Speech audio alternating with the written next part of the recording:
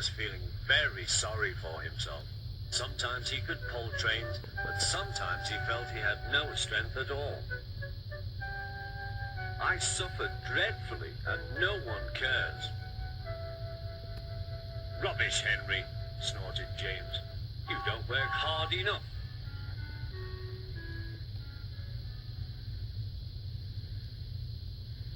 Sir Topham Hatt spoke to him too. What's wrong with you, Henry? You have had lots of new parts and new paint too, but they've done you no good. If we can't make you better, we must get another engine instead of you to do the work. This made Henry, his driver, and his fireman very sad. Sir Topham Hatt was waiting when Henry came to the platform. He had taken off his hat and coat and put on overalls. Henry managed to start, but his fireman was not satisfied. Henry is a bad steamer, he said to Sir Topham Hatt. I build up his fire, but it doesn't give enough heat.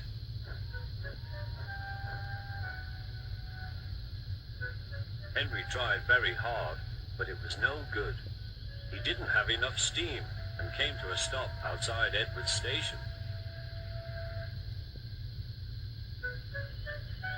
Oh dear, thought Henry, I shall have to go away. Oh dear, oh dear.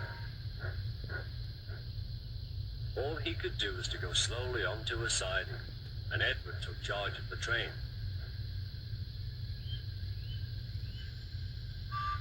Sir Topham Hatt and the fireman went on discussing Henry's troubles. What do you think is wrong, fireman? Asked Sir Topham Hatt. Excuse me, sir, he answered, but the fact is the coal is wrong. We've had a poor lot lately, and today it's worse. The other engines can manage, they have big fireboxes. Henry's is small and can't make the heat. With Welsh coal, he'd be a different engine. It's expensive, said Sir Topham Hatt, but Henry must have a fair chance. James shall go and fetch some.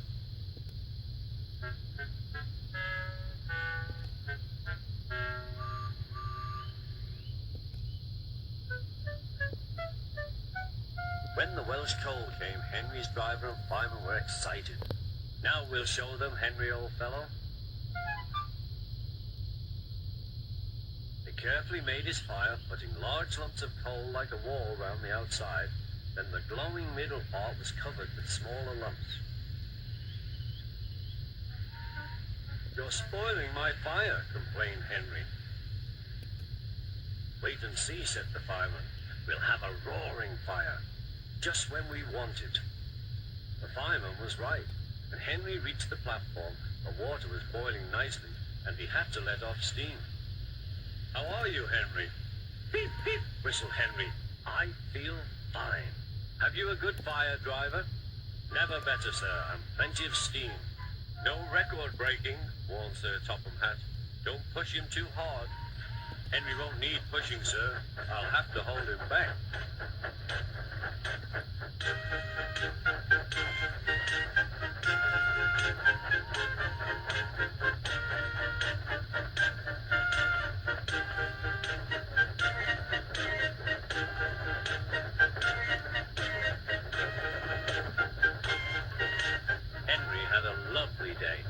Never felt so well in his life.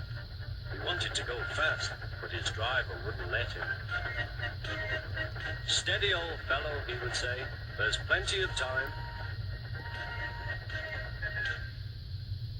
They arrived early at the station. Thomas puffed in. Where have you been, lazybones? Asked Henry. Oh, I can't wait for dawdling tank engines like you. Goodbye.